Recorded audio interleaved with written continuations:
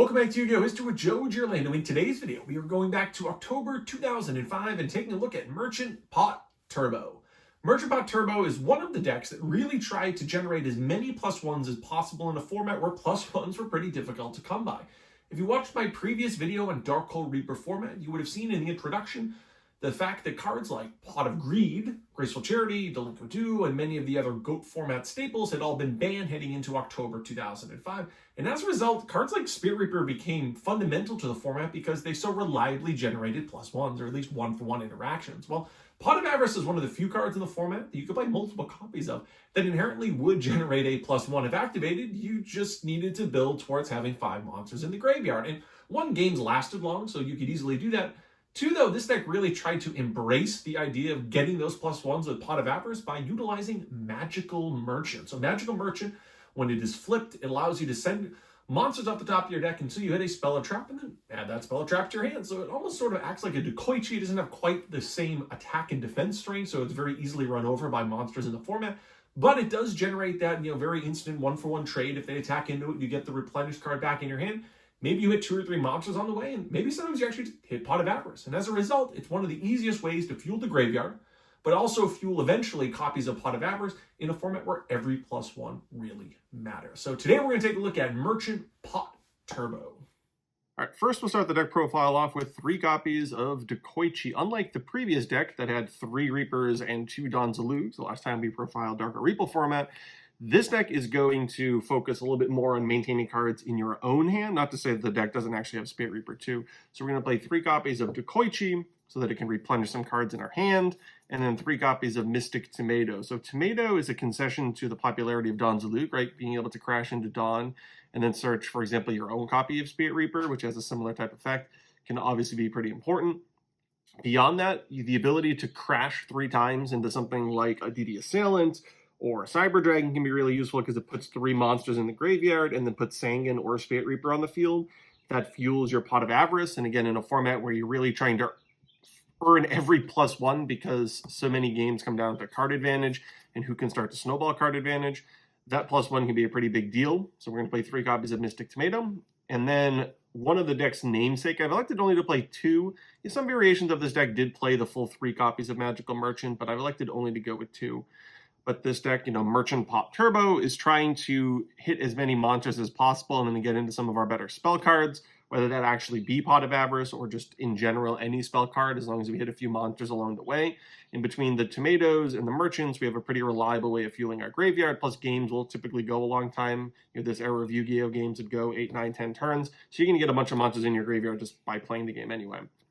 Then we have our sort of tribute monsters, 2 copies of Cyber Dragon, 2 copies of Mobius. And the Cyber Dragon is great because it allows you to try and attack over, let's say, a DD Assailant, and then in main phase 2 set or summon another monster to maintain field presence. Mobius is really important in this format because so much of the format is predicated on fighting through cards like Sakuratsu Armor and Widespread Ruin.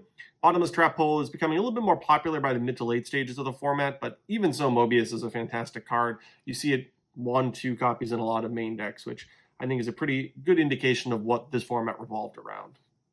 And then we have 2 copies of Spirit Reaper. Although this isn't as dedicated as some of the other decks, it's going to play Smashing Ground, and it's one of the better targets to search off Mystic Tomato just in general anyway. So we have 2 copies of Spirit Reaper, and then the one-ofs. We have Sangan and Breaker. Pretty self-explanatory. This deck does elect to play the single copy of Magician of Faith. The card was limited to 1 after GOAT format.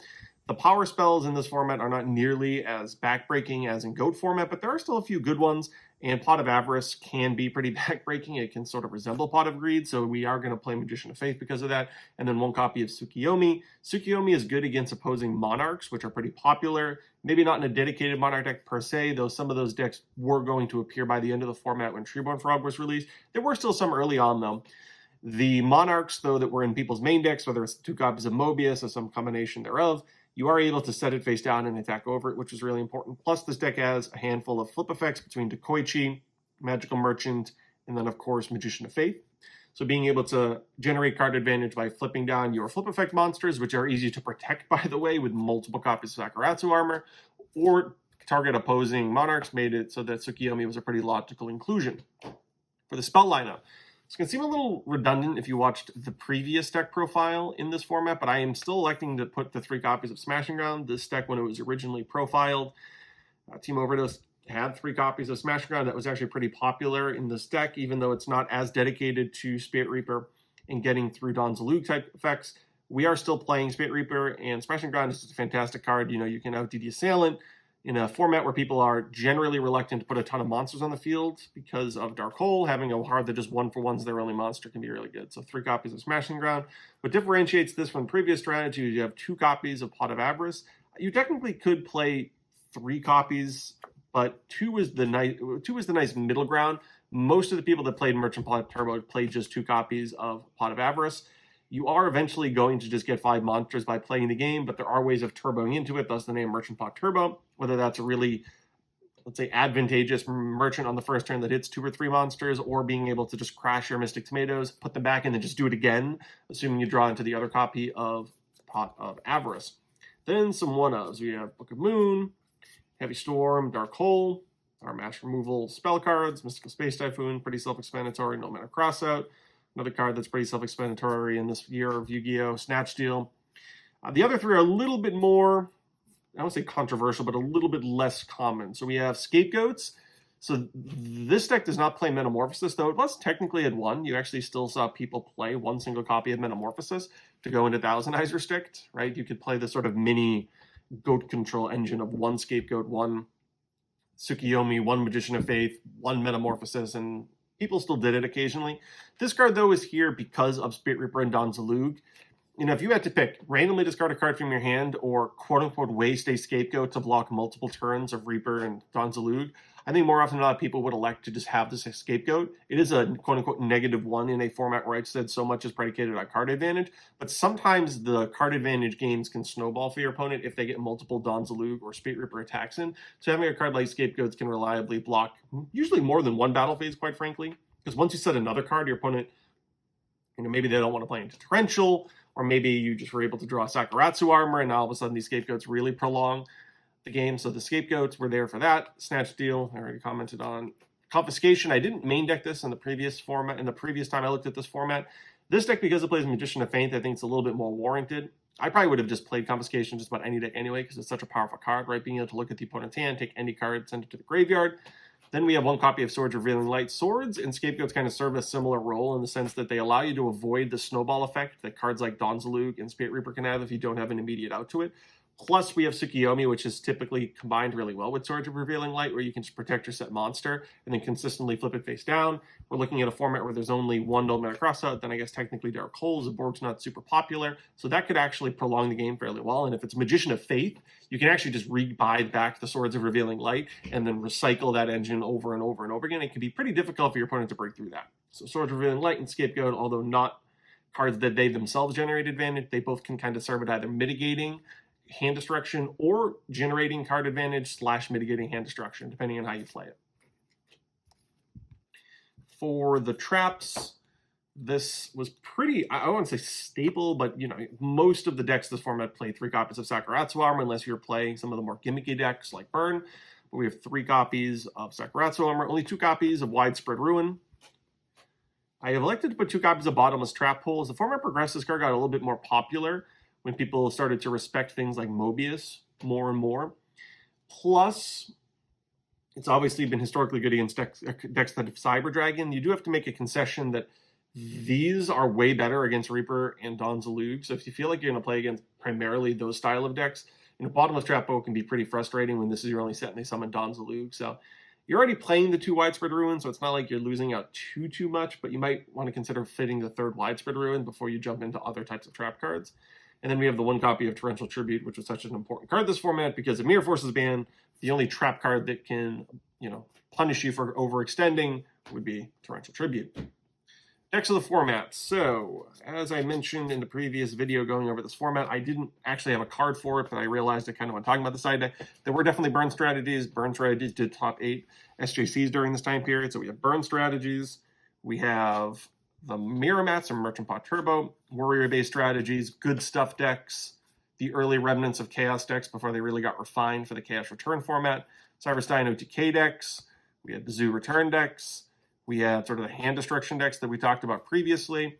And then I'm going to put a gold here. Not that it was necessarily a dedicated Dark World deck. Graceful Charity was banned, so one of the better cards that would make Dark World a little bit more realistic of an actual theme and archetype to play would be unbanned at the end of this format, and that would make it a little bit more realistic going forward.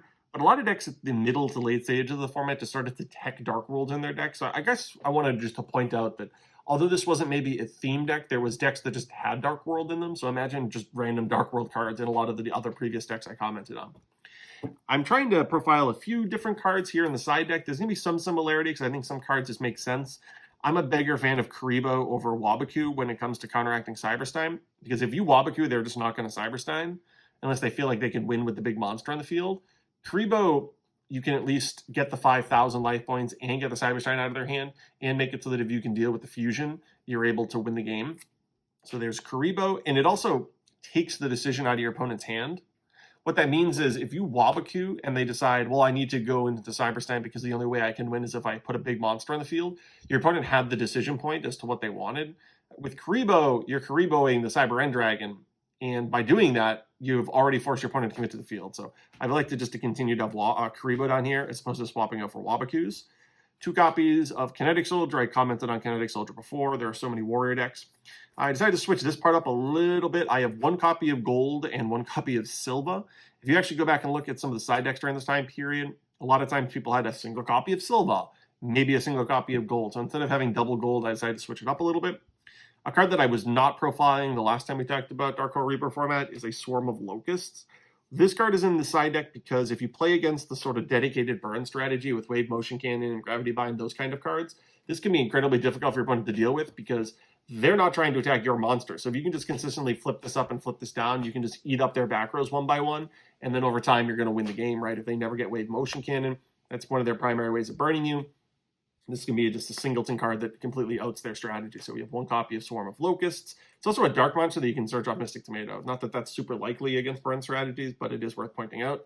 I still have 1 copy of Morphing Jar. Not that it was the most popular, but I'm a firm believer that if the format's going to be predicated on Don Zalug and some of those cards, it might not be a bad idea to put this in your deck. One of the risks with this, though, is as the format progresses, these get more and more popular in main decks. So you have to make sure your opponent's not main decking Gold. If they're main decking Gold, it's probably not worth having this in your deck. But I just want to point out that it is something to consider. Your strategy itself is not as dedicated to hand destruction. With only 2 copies of Spirit Reaper, maybe your opponent thinks it's not worth putting Gold from my side deck into my main deck, and it's maybe not worth keeping it in there. They're not playing Don Zalug, they're playing that pot deck. I know the pot deck does play Reaper, but they don't play Don. Maybe I'll side out Gold. It kind of depends on what people thought back then. People's side decking strategies weren't nearly as refined as they are today. I have 2 copies of Wave Motion Cannon. This was a pretty popular inclusion.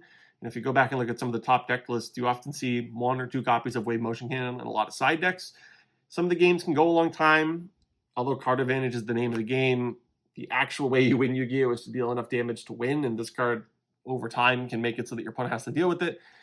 It's one of those cards, though, that is fantastic against rogue strategies like the burn strategy, right? If your opponent's going to try and win the game with this themselves, if you actually just activate it first, assuming your opponent doesn't draw multiple, you can be the first person to win through Wave Motion Cannon, and particularly if you combo that with Swarm of Locusts. So instead of trying to fight through Gravity Binds and Level Limit Area B-like effects, Messenger of Peace-like effects, you can just play this, and your opponent can't beat you because they don't actually have back row destruction, and they're not planning to attack you for game. So this card can actually kind of counteract that strategy. Maybe even a little bit better than trying to find that critical mass of back row removal that you would typically need to do. Though I do still have 2 copies of Dust Tornado because it does hedge against that strategy, the burn strategies, and it's just a fantastic card in general. Then we have some cards that are singletons. I already talked about Ceasefire the last time I went over this format, but it's kind of similar to Wave Motion Cannon. It's a little bit more open-ended though, right? Wave Motion Cannon makes a little bit more sense against burn strategies, though you could put it in against some of the good stuff decks too if you plan to have a long game. Ceasefire though, just a burn card, a card that close to time can help you. Back in the day, we'd have turns. You wouldn't have that just instant what's the life points at the end of the phase component to it, so time was a little bit of a different beast. But a card like Ceasefire can be a pretty good card when you're playing in strategies where you have the game going to 8, 9, 10, 11 turns. This card can deal a lot of damage out of nowhere. I have 1 copy of Trap Hole. Some people actually main deck Trap Hole here or there. Trap Hole is sort of like Bottomless, but it can actually hit Don Zalug. It still can't hit Spirit Reaper, so you're going to be upset when that happens, but it also can hit Mystic Tomato, which would be important under some conditions.